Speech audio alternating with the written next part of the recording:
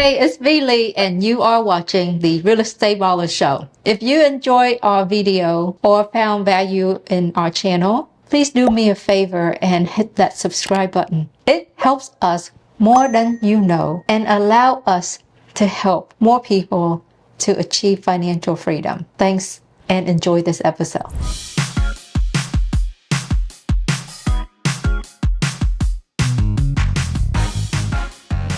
I'm sorry for this interruption. I've been asked a lot about passive investment, and I understand that there is nothing passive about being a landlord unless you can find a great property management company. So if you own an Airbnb, a vacation rental, or a short-term rental, and you are looking to free up your time, contact our team at Buzz Vacation Rentals at 281-549-8432 or check out our website at www.buzzvacationrentals.com. Thank you, and back to the Real Estate Baller Show. This episode is brought to you by Jet Lending. For over 20 years, Jet Lending has been helping real estate investors succeed. They offer 100% financing so you can be in at $0 at closing. I can always count on Jet Lending to fund my deals. If you're looking to fund your next deal, contact our friend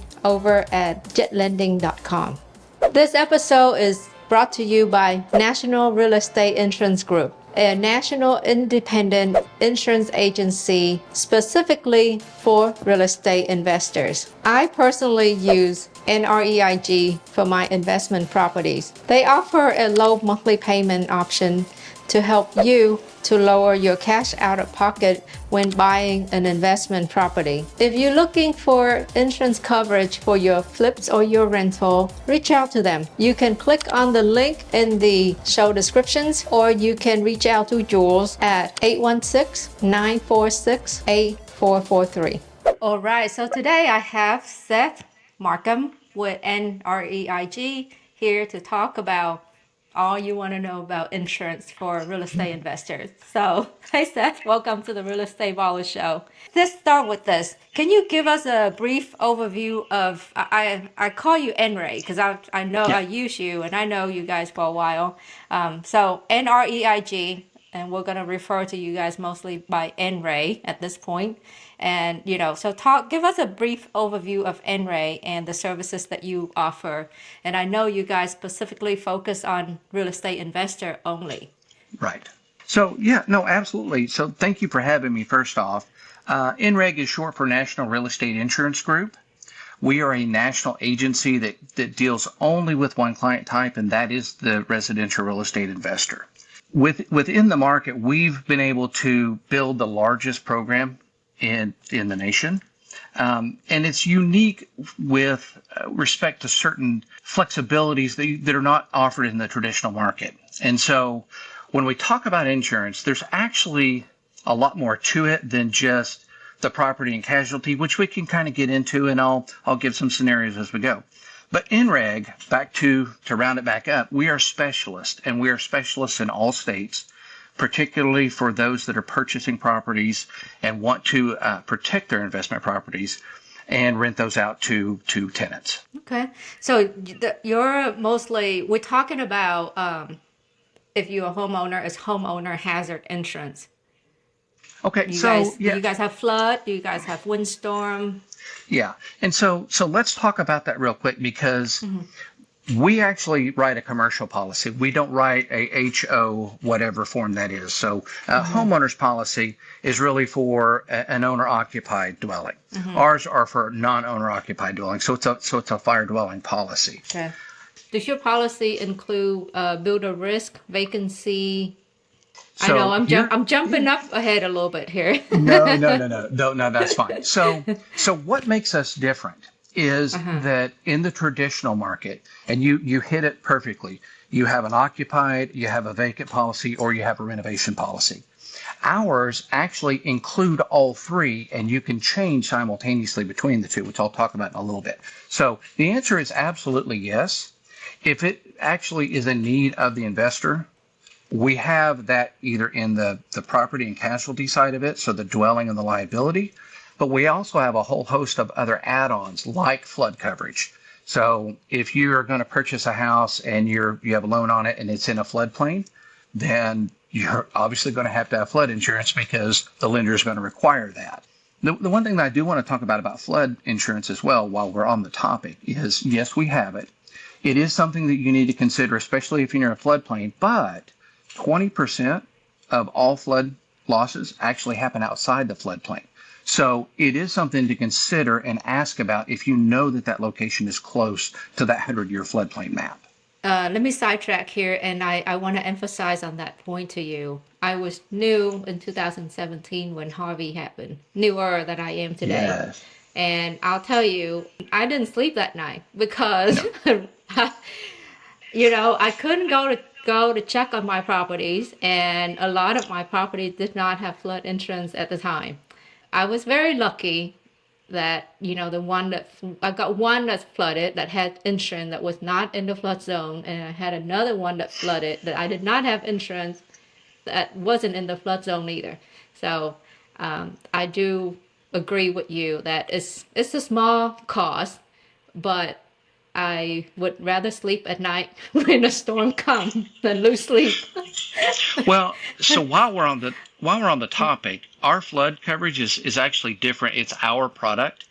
You can purchase the National Flood Plan. If you go to a retail agent, they can provide that for you. Ours is different with respect to, it falls into the monthly reporter, so it's a monthly pay-as-you-go, the same as all of our other products, and I can expound on that in a moment, but it's first day coverage. So what that really means is if you get a National Flood Plan policy, there's a 30-day waiting period. Well, if we're coming up into the storm season, is that really something that you want to wait on?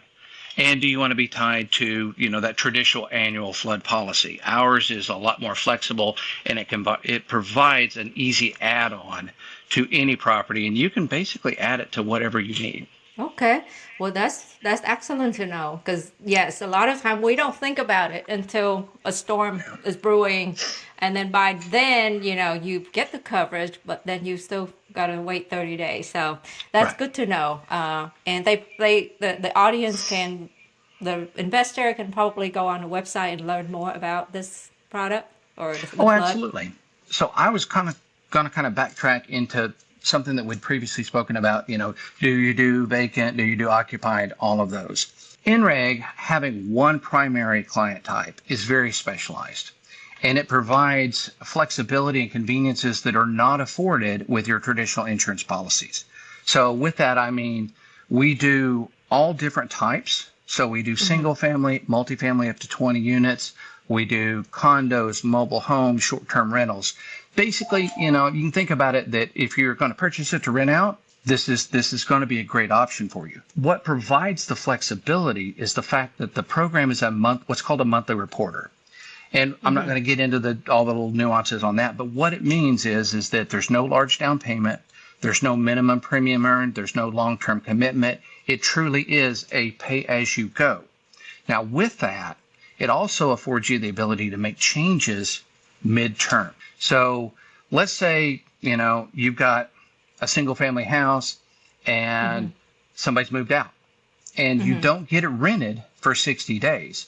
The general grace period for that, but before you need to turn that into a vacant insured location, is 60 days. Well, in the traditional market, you would go out, you would cancel your policy. If you have return premium, you're waiting on that money to come back. And then you would sign a new contract for a vacant policy, and then more money comes out of pocket to start that policy. Ours is very simple. Because of the monthly reporting facet, we can just change that and endorse the policy. That also applies to if it's under renovation, because you asked me about the builder's risk. Occupied, vacant, or renovation are all included on the policy. And so if you have that location where, this is that same example of having to come out of pocket, sign another contract. If you have one, somebody's moved out, and it's now time to go in and refresh it. So you need 60 days to renovate it. You're going to redo the kitchen, you're going to put new flooring in it, etc.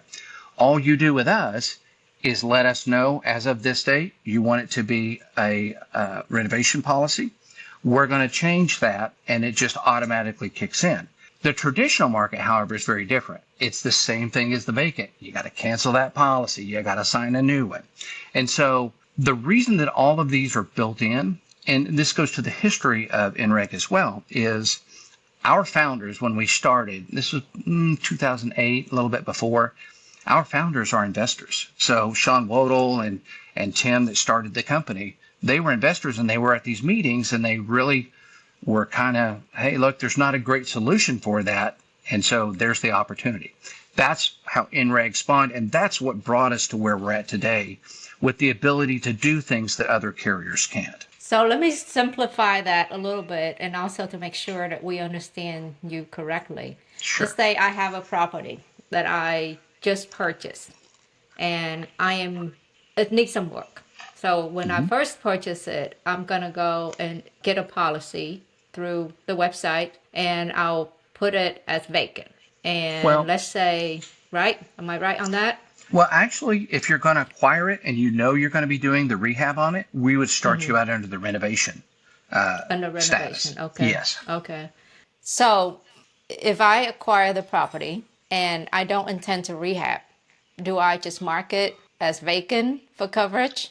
Yes. So if Okay. if you purchase it and you don't have a tenant that's going to be moving in there in a short time frame, I would go ahead and insure it under the vacant status. But then once you get a signed contract, it now becomes occupied, and you can just make that endorsement so simple. Okay.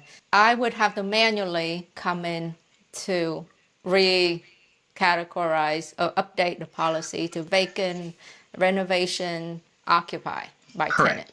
Correct. Okay. So when we talk about the phases that are called phases of occupancy is how we kind of refer to it. So yeah, it actually does fall to the insured to let us know, but when you do let us know, that process is going to be so much more simple with our product.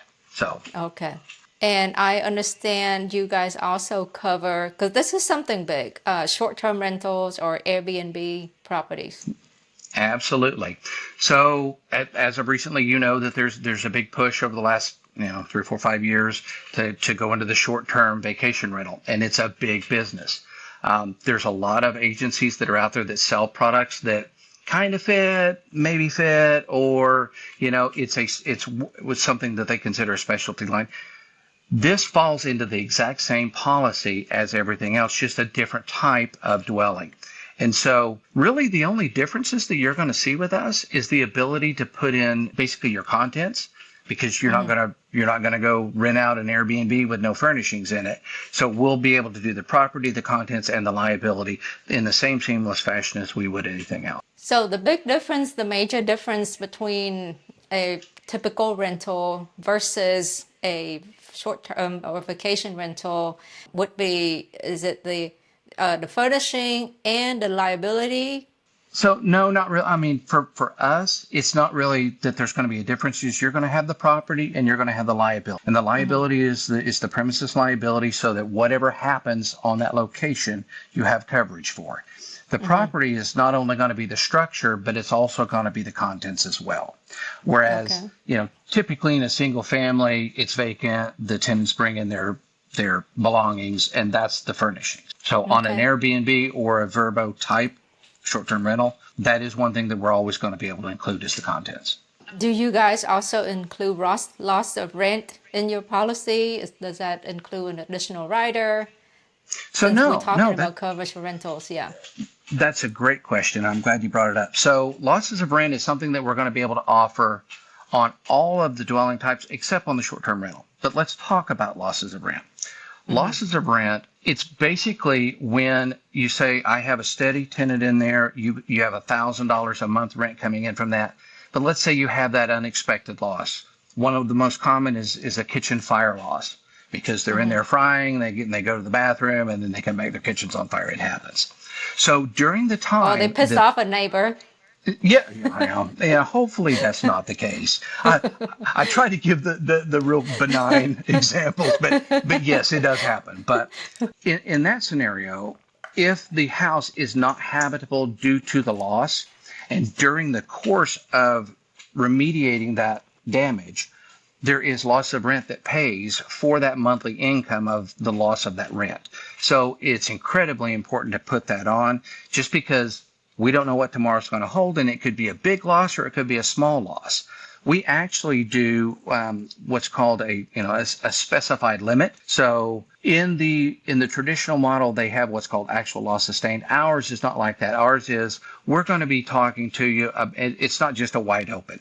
So it's, V, how much do you charge per month? Okay, if you were to have a loss, how many months do you want on coverage? So do you want 6 months? Is it reasonable to think that the repairs would be made within 6 months? If not, we'll do a full 12 months for you. And so it's not just, that's one of the problems about the traditional market, is it's almost cookie cutter, like there's a one size fits all.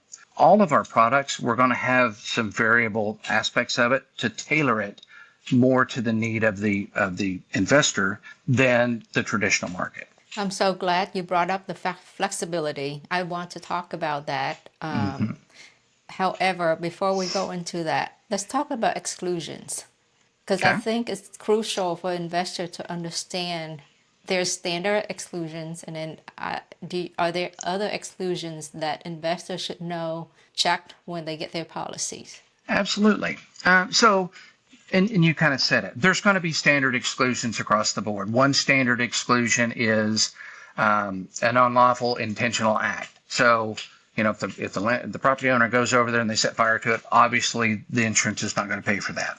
But there are other things that you need to be looking at. And so when you talk about the property, the coverage forms are going to be different. So it's not necessarily an exclusion, but you have basic form and you have special form, which are going to give you different levels of coverage. And so that's something that you're going to want to talk about, because each location has its own set of dynamic personality things that we have to take into account. Not only that, we need to talk about what your investment strategy is so that we can figure out which is the best form for you.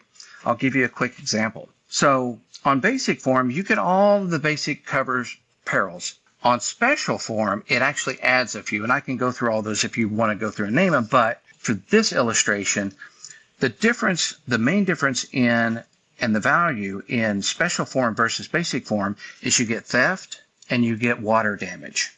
Okay, and there's a few other ones that are in there too, but these are really the ones with the teeth. So if you're purchasing a house in Texas, down in Houston, is water damage that big of a deal for you, especially if it's in a good neighborhood? So theft being on special form and water damage. Now, water damage is categorized by a spontaneous eruption of water into the structure, i.e. you have a pipe that freezes in the wall. Now, you could argue that, hey, look, it never happens in Houston. It happens once in a really strange great while. But if you are in a southern area where you just don't get those cold winters, and let's say, the crime score in that area, it's in a nice area, so you're not really worried about theft, I would say go to special form. I'm sorry. I would go to basic form. If you're in an area where the house may be unoccupied during cold holidays, things of that nature, you're in a northern climate, or the crime score is not quite as high, you're going to want to do this. But those aren't necessarily exclusions. People will say, well, it's not covered or it is covered. But let's talk about like a real exclusion. So I'm going to talk about the liability, because I can give you a really good example. So on most of the forms that you go out and purchase from the traditional market, they're going to exclude dog bite on their liability.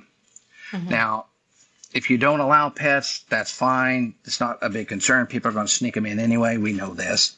Yep. However, that's a standard exclusion on everybody's policy in the industry. Ours is not like that. So if that is something of a concern, and we don't have a breed restriction, so if there's a dog on the premises and somebody's injured, they bite them, it's going to be covered whether it's a pit bull or whether it's a chihuahua. Another good thing that really kind of sets us apart from an exclusion standpoint is there's an exclusion for carbon monoxide, or a pollution exclusion on the industry's forms. Ours is not like that. We actually have a pollution cover for carbon monoxide emissions from like a furnace or, a heating apparatus. So if somebody were to get sick or, forbid it happen, pass away, there is coverage for that. And so you're really spot on when you want to go through those exclusions, lay them side by side, and really figure out what's important to you and what's not important to you. Now, I got to give us a little bit of props here because ours is customized specifically for this. And so when you talk about coverages that are included and not excluded, we're actually going to have probably a little bit better form than everybody else that's out there, because keep in mind, we are investors insuring investors. Absolutely. That's wonderful. 10 years in the real estate business now, I learn as I go, and sometimes some lessons are more expensive than others. So let's talk about flexibility and customization. And let's start with this. So as investor, we want to save money, and typically we get the coverage for what we owe the bank. That's what the bank requires anyway. Are there requirements with NREIG that we have to get certain coverage? You know, because the more you want to cover, the more expensive the premium can be. Right. So there's a couple things to think about here. If you have a loan on the property, there's going to be loan requirements, and we work with lenders nationwide to meet those lending requirements. That's not going to be an issue. But when we talk about the specifics as far as how much to insure, you know, whether we want actual cash value or replacement cost, you know, those are all conversations that we're going to have with you because, like I said, every scenario is different. Every investor is different. And so, you know, we're going to talk to you about the form. We're going to talk about your deductible level. But the basic requirements for, you know, a lender, they're pretty set in stone. We don't see anything that really deviates from the norm. Occasionally you get one that's a little cantankerous, but we get it worked out. So, you know, the flexibility there is, as we take into account the lending requirements, we're also going to walk you through a process, because the reality is if we took 10 investors and put them in a room, and I went through and spoke to each one of them, they're all going to be a little bit different. They're all going to have a different investing strategy. Their exit strategy is going to be different. They're buying single family or multifamily, or where they're buying it does make a difference. And so when we talk about how we're going to set those coverages up and the flexibilities that we have, you know, there's the form, whether it's basic or special form, and then there's the different deductible levels. So we customize that based upon the need of the investor. And so let me talk about that a little bit. Our deductible levels are $2,500, $5,000, and $10,000. And the question is, well, you know, why do you have 3? Why don't you have 2? Why don't you have 5? Well, these 3 really fit the bill. And when you talk about how you're going to choose those... Seth, let me interrupt real quick here on your deductible. So your deductible is a set fixed amount. It's not a percentage of the value. So, no. So, okay. I'm actually glad you brought this up, because there's 2 different deductibles that you need to think about. Okay. There's what's called AOP, which is all other perils. So that's basically everything outside of a wind hail event. And then you have wind hail coverage. And to your point, the wind hail coverage might actually be a percentage of the total insured value, whereas all other perils would be the $2,500, $5,000, or $10,000. And it's basically on the percentage, it's whichever is greater on the loss is how they're going to assess that. So yeah, there's actually two different ways to look at that depending on what the covered peril is going to be as to how they're going to assess the deductible. I do like that you guys offer monthly payment instead of annual premium payment, because as investor, we always want to minimize that cash out of pocket. Absolutely. That goes back to that monthly reporter, because we're not going to ask you for a minimum premium earned, which is generally 25% down, and then you're going to get 9 monthly payments. That's not how we work. It truly is a pay-as-you-go monthly fee or a monthly premium that's assessed, and it's set up on automatic draft. You're going to get an invoice before we do it so that you can say, hey, look, here's all of the locations that I have. Did I forget to add this one? Did I forget to take this off? And so you can make those adjustments. But when we talk about the conveniences, it does come to how does that impact your pocketbook? Are we interrupting your revenue stream? And so back to, and I'm kind of keying on the efficiency here that you talked about. So when you make those changes in between the phases of occupancy, or even when you add or delete a property. So one thing that really separates us as well, and I hate to go off on the tangent here, but you open the can of worms, and so I got to roll with it. So if you're a really active investor and you're adding and deleting properties on a regular. So say part of your strategy is to buy and hold, part of it is to fix and flip. You're an opportunist, and so you want to maximize both. The best thing about being just a pay-as-you-go monthly payment is when you want to add a property, if you're an existing client of ours, all you need to do is to fill out the information. We're going to tell you, hey, this is what it's going to add to your monthly bill, your monthly premium. And then we ask you, do you just want us to add it? There's no money out of pocket. There's nothing else to do. It's very, very simple. On the other side, what happens when you sell one? Oh man, do I got to cancel that one policy? Got to cancel the whole policy? Absolutely not. As of this day, you let us know it was sold, you closed, we remove it from the schedule, and then it just deducts from that monthly reporting bill. That's amazing. I think that's a really great feature for investor. Well, the thing about it is that you have investors that are new, and then you have investors that are mature and seasoned. None of those need any unexpected bill changes. Here's one thing that I do know is when you mess with the money, it causes stress. And so our policies are designed to minimize that impact of the up and down for you. All right. So are you guys the insurer and the underwriter? Okay. So no, we are not. So we have independent carriers that we use in our program. I believe there's about 18 different carriers that we utilize today. And we have a large number because we do in all 50 states. Some like single family and multifamily up to, let's say, 4 units. Some like the 4 to 20. So we have a good mix of carriers that are in there. The underwriting does actually fall to us. So we do all of the underwriting. We actually have a software that we utilize to where we can go on, we can take the information, put it in, it'll quote. If it fits and everything is great, then we're good to go. We'll issue the policy. So the underwriting is actually very simple and it's very standardized. So you're not going to have to wait around for somebody to send an application off and wait 2 weeks for you to get an answer back. It's very automated. It should be something where we get on the phone, and even if it has to be submitted up for approval or something like that, you're going to get it probably same day, if not next. If it fits the box, literally, we could say it's X amount per month. Do you want to proceed? I'm going to send you an email, fill this out, and then it's done. So it's all very, very streamlined. Okay, and that's driving me to my next point. A policy is only as good as when you need it and you get the fund you need to do the repairs you need when you have an event. Just talk to us about your claim process. Okay. So we have a customer experience team that handles the initial claim. And so say something happens. Let's use that kitchen fire. You have a kitchen fire. You call us directly. There'll be claims information provided to you with your policy documents. But even if, let's say they were in the kitchen and they burned up, all you have to do is call us and say, I need to turn in a claim. One of our claims professionals will get on the line with you. They're going to walk you through the whole process. Within 24 hours, you're then notified by the claims adjuster. They're going to set a time. They're going to come out. They're going to assess what the damage is and then handle that claim from there. So if when you go out and you have as large client base as we do, you have to streamline that claims process as well. And so we've had the same claims process and the same claims processor for about the last 10 years.